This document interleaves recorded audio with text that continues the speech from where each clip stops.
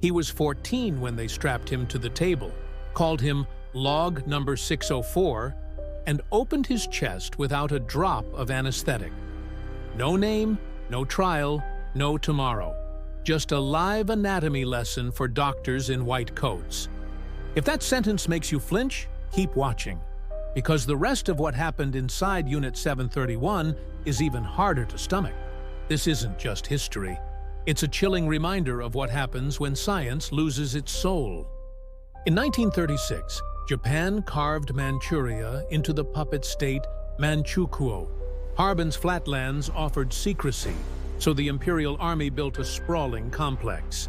Ringed by high-voltage wire, it was marked with polite signs. Epidemic Prevention Bureau. Inside, General Shiro Ishii installed autopsy rooms, breeding chambers for plague-infected fleas, and a railway spur delivering prisoners by the truckload. Most inmates included Chinese villagers, Russian traders, captured guerrillas, and even schoolchildren, men, women, and kids. Official rosters were burned, but historians estimate between 3,000 and 12,000 people passed through those gates. None came out alive.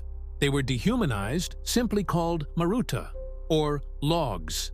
Researchers wanted fresh results, so anesthesia was always skipped. Arms were amputated and stitched to the opposite stump to study circulation. People were spun in centrifuges until death, blood vessels exploding.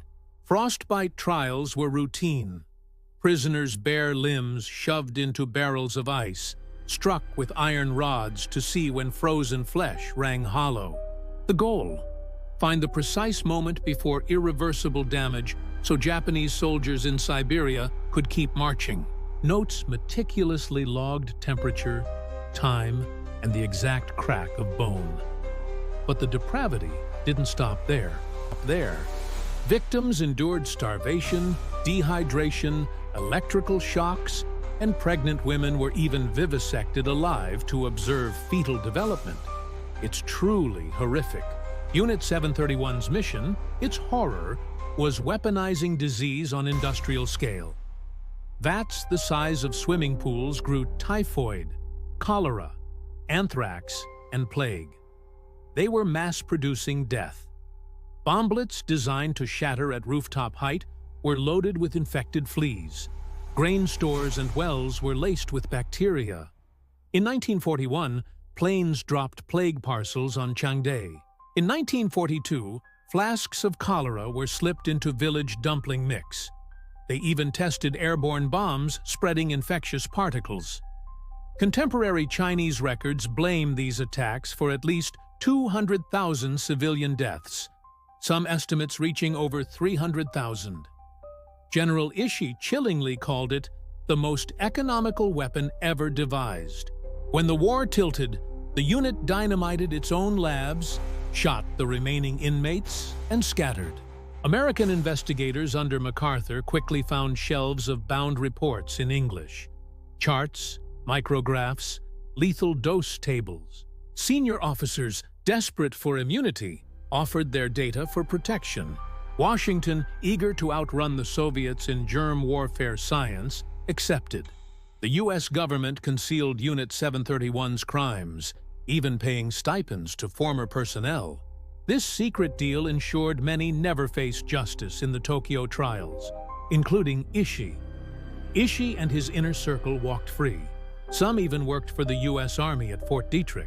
During the 1949 Khabarovsk trial, 12 underlings captured by the Red Army received labor camp terms, but back in occupied Japan, the masterminds collected pensions and lived quiet lives. For decades, files were top secret. Families told loved ones had disappeared, and Japan's textbooks stayed silent.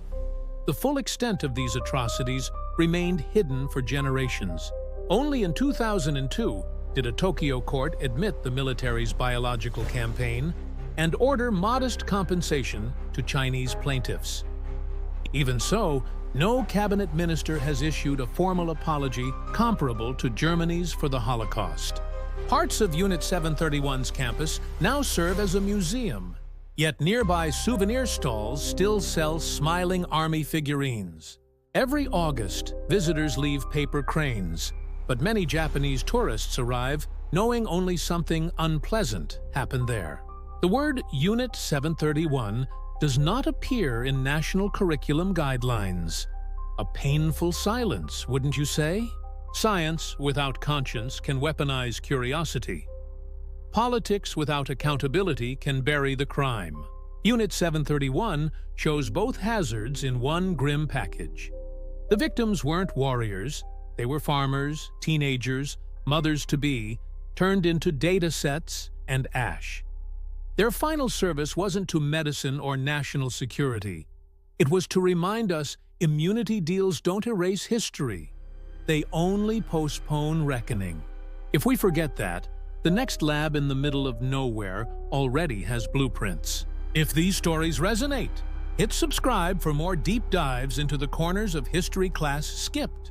Drop your thoughts below. How should nations balance scientific gain against human rights?